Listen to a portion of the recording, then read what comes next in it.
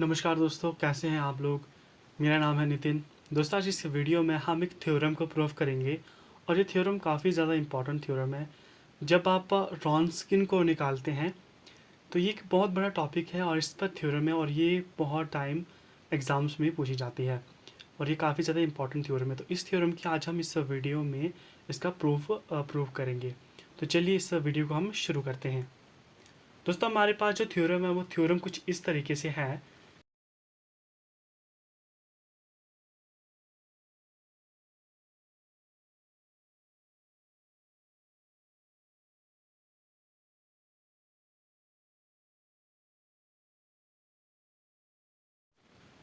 तो थ्योरम हमारे पास कुछ इस तरीके से है। तो थ्योरम को ध्यान से देखिए। लिखा है कि prove that if the Wronskian of the function f1 f2 up to fn over an interval I is non-zero then these function are linearly independent over I। कहने का मतलब है कि अगर हमारे पास एक रॉन्स्किन है, फंक्शन है किसमें f1 f2 up to fn तक ओवर एन इंटरवल पर, ठीक है, एक इंटरवल पर है ये फंक्शन जो कि नॉन ज़ीरो है, तब क्या होगा, जो ये फंक्शंस हैं ये वो लीनियरली इंडिपेंडेंट हो गए। इस पर आई पर। आई क्या है हमारे पास? आई हमारे पास एक इंटरवल है, ठीक है। तो हमने इसको प्रूव करना है। तो चलिए इसको हम प्रूव करते हैं। अब एक रिलेशनशिप को कंसीडर करते हैं। कंसीडर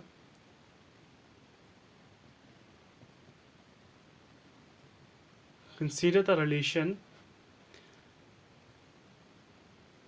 रिलेशन होगा हमारे पास C1 F1 प्लस आएगा C2 F2 plus up to CN Fn this is equal to zero, ठीक है।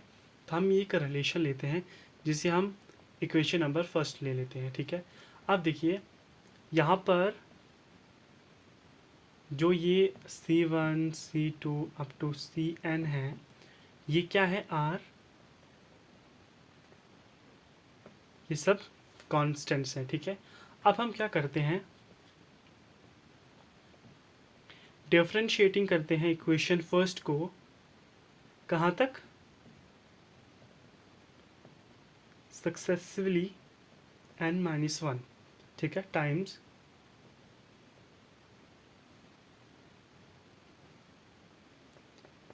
With respect to x we get. तब हमारे पास क्या आता है? हमारे पास आ जाएगा, ये देखिए, C1 F1 डैश। क्यों? क्योंकि हमारे पास C जो है वो यहाँ पर हमने कहा है कि ये कांस्टेंट है, लेकिन F हमारे पास फंक्शन है, ठीक है।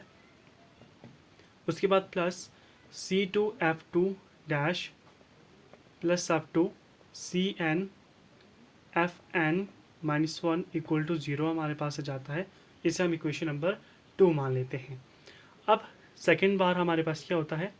C1 F1 double dash. अब यहाँ पर हमारे पास जो फंक्शन है उसकी दो बार डिफ्रेंसिएशन हो रही है, प्लस अप टू कहाँ तक? CN Fn double dash equal to zero. इसको हम इक्वेशन नंबर थर्ड मान लेते हैं, ठीक है। और ये जो प्रोसीजर है वो कॉन्टीन्यूअस चलता रहेगा, ठीक है। तो लास्ट में हमारे पास क्या आएगा? हमारे पास हो जाएगा C1 F1 n-1 plus C2 F2 की पावर n-1, ठीक है, और plus up to plus CN Fn की power n-1, this is equal to zero. और इससे हम इक्वेशन नंबर 4 मान लेते हैं, ठीक है। या फिर इक्वेशन नंबर 4 नहीं, इसे हम इक्वेशन नंबर n मान लेते हैं। अब इक्वेशन नंबर n क्यों? क्योंकि ये देखिए इक्वेशन नंबर 2 यहाँ पर था, 3। अब इसके बाद जो हमारे पास इक्वेशन बनती जहाँ पर हमारे पास 3 डैशेस होते हैं वो हम इक्वेशन नंबर 4 मान लेते हैं। इसलिए जो हमने लास्ट वाली इक्वेशन है इसको हमने इक्वेशन नंबर n मान लिया, ठीक है। अब देखिए इन सब इक्वेशंस को हमने यहाँ से लेकर यहाँ पर जो जो भी इक्वेशंस हैं इनको हमने एक मैट्रिक्स फॉर्म में लिखना है। तो वो कैसे लिखना है? अब चलिए उससे लिखते हैं। अब देखिए इनको हमने लिखना है, these n equations can be written as, sorry double T है, written as। तो तो यहाँ पर हमारे पास मैट्रिक्स कुछ इस तरीके से बनेंगी। सबसे पहले देखिए F1 F2 up to Fn, मैं F थोड़ा अच्छे से लिख लेता हूँ। उसके बाद F dash F2 dash double dash हो जाएगा, यहाँ पर 1 है, अप टू Fn, और यहाँ पर डैश हमारे पास आ जाता है, ठीक है। और यहाँ पर same F1 double dash, sorry यहाँ पर एक ही डैश है, F2 double dash up to Fn double dash आ जाएगा, ठीक है। और ये जो प्रोसीजर है ये कुछ इस तरीके से चलते चलते लास्ट में हमारे पास मैट्रिक्स हो जाएगी F1 n-1, F2 n-1 up to Fn n-1, यहाँ तक हमारे पास हो जाएगी। और इसको हम मैट्रिक्स में ले रहे हैं तो ब्रैकेट्स लगानी इम्पॉर्टेंट है। और हमारे पास साथ में आ जाता है यहाँ पर C1 C2 C3 up to Cn, ठीक है। दिस इज इक्वल टू, यहाँ पर हम मैट्रिक्स को भी ले सकते हैं और आप डायरेक्ट ज़ीरो भी लिख सकते हैं, ठीक है। ठीक है, इसको आप मैट्रिक्स भी ले सकते हैं या इसे आप डायरेक्ट ज़ीरो लिख सकते हैं, जैसे कि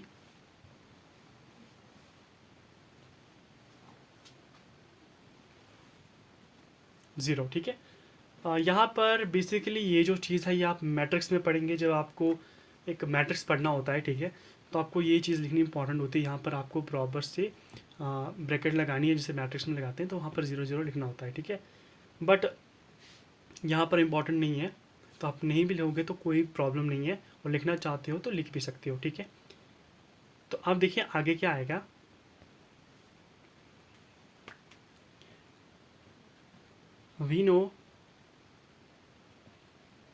we know that the matrix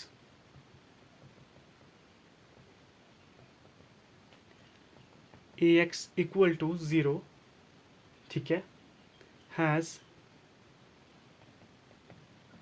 tribal solution if, अगर हमारे पास जो मॉड ऑफ ए है वो 0 आएगा, does not equal to 0, sorry, mod of A का मतलब है determinant of A does not equal to 0 आना चाहिए। Therefore for C1 equal to C2 equal to C3 equal to up to Cn equal to 0 हमारे पास हो जाएगा, ठीक है। ये इंपॉर्टेंट है कि जो डिटर्मिनेंट है ए का, ए क्या था हमारे पास, मैं दोबारा से रिपीट कर लेता हूँ। ए क्या था हमारे पास, वो मैट्रिक्स जो हमारी फंक्शंस वाली थी, ठीक है। जैसे F1 था यहाँ पर, F2 अप टू Fn था, फिर F डैश F2 जो अभी इससे पहले मैंने बताई थी, ठीक है। वो वाली मैट्रिक्स हमारी ए है, ठीक है। हम एज्यूम करते हैं कि हमारी मैट्रिक्स ए है, ठीक है। तो बाकी आगे जब आपने मैट्रिक्सेस पढ़ना है ना, तो हर एक मैट्रिक्स के लिए आपने ए ही लेना होता है, ठीक है। तो यहाँ पर जो ये ए है वो ये वाली मैट्रिक्स है, ठीक है। और डिटर्मिनेंट है तो यानी इसका आपने डिटर्मिनेंट करना है, ठीक है। इसका मतलब हमारे पास क्या होगा, जो डिटर्मिनेंट है ए का वो डज नॉट इक्वल टू 0 है, ठीक है, डज नॉट इक्वल टू 0 है।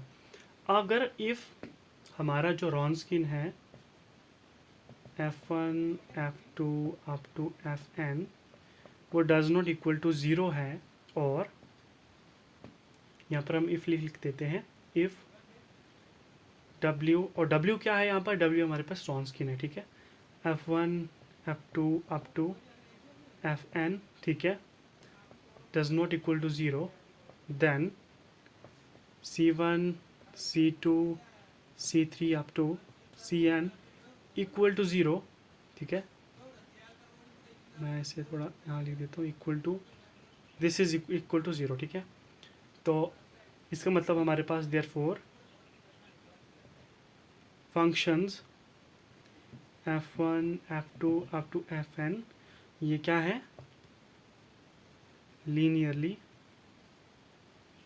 इंडिपेंडेंट है और आई पर, ठीक है। और आई क्या है हमारे पास, आई हमारे पास एक इंटरवल है। दोस्तों कैसी लगी आपको ये वीडियो, कमेंट कर ज़रूर बता दीजिएगा।